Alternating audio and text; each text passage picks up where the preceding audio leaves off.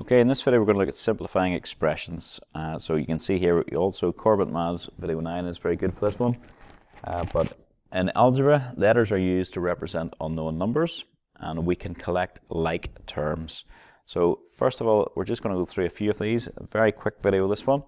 So if you've got 3x, if you have got 3x and you add another 7x, just as you would do with normal numbers, 3 plus 7 is 10, so 3x plus another 7x is 10x. Very, very easy. The next one, now the difference in this one is you've got different kinds of terms, so you can only collect your like terms. Now I'm going to put a step in which I would never really do if I was doing this myself, but this really is what I'm doing in my head. What I'm doing is I'm grouping all the similar things together. So I've got x squared terms, so I'm collecting my x squared terms. I've got 8x squared and I've got 2x squared, so I've written them first. And then after that, I'm going to write my just x terms. So I have just a plus 7x. And the sign is important. It is positive 7x. Now we can collect them. So these two, this 8x squared and 2x squared, they're similar terms. They're like terms, so they can be grouped together. 8 plus a 2 gives you 10, so 10x squared. And plus, you've got your 7x left over. Okay, next one. You've got m terms, n terms, and a numerical term. So I'm going to write all the m terms first. I have 7m, and that's all I have. I have 3n, and then I have minus 4n. So the sign's very important. It was minus 4n, so it's minus 4n over here. And then I have a plus 5 term at the end. So group those, collect terms, whatever you can collect. I have m's, I have n's, and I have number terms. So I have only 7m. Nothing else can be grouped together with it. I have positive 3n and then minus 4n. So positive 3n minus 4n would be minus 1n. You do not have to write the minus 1n. You just write minus n. That is how you're expected to write it.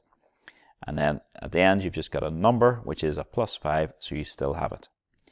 Okay, the next question, I've got how many different, 3 different types of terms. I've got c's, I've got my b term, and then I have my b squared term as well. So 3 different things. So I'm going to start with my b term, my b squared term, I should say. So my b squared term, and just be careful, was minus 6b squared.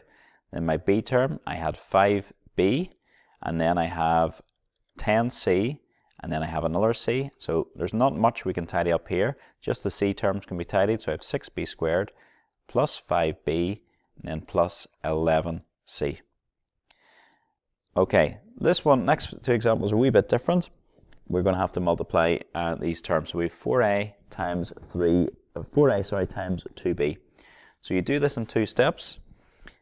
What I'm thinking of doing first of all is I'm multiplying the 2 numbers. So I have 4 times the 2. 4 times 2 is just 8. And then you have a times b. A times b, you don't write it as a times b. You push the 2 letters together, get rid of the times sign, so it's 8ab.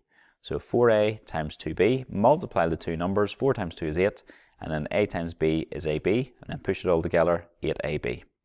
Same idea in this one. Multiply the 2 numbers.